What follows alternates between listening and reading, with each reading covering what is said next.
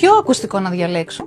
Είναι ίσως η πιο συχνή ερώτηση που μας κάνουν όλοι όσοι έρχονται πρώτη φορά στην EarPlus. Η αλήθεια είναι πως δεν υπάρχει ένα σωστό για όλους. Η επιλογή εξαρτάται από διάφορους παράγοντες, όπως ο βαθμός απώλειας της βαρικοείας, ο τρόπος ζωής και το πόσο διακριτικό μπορεί να είναι ένα ακουστικό. Για παράδειγμα, κάποιοι προτιμούν τα πιο μικρά ακουστικά που μπαίνουν μέσα στο αυτί, ενώ άλλοι επιλέγουν τα πίσω από το αυτί γιατί είναι πιο εύκολα στη χρήση και πιο δυνατά σε ένταση. Σημαντικό ρόλο παίζει και η τεχνολογία.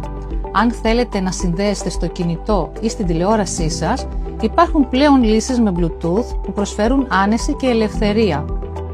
Κάθε άνθρωπος είναι διαφορετικός, έτσι και το ακουστικό του. Στην EarPlus είμαστε εδώ ακριβώς για να βρούμε αυτό που σας ταιριάζει.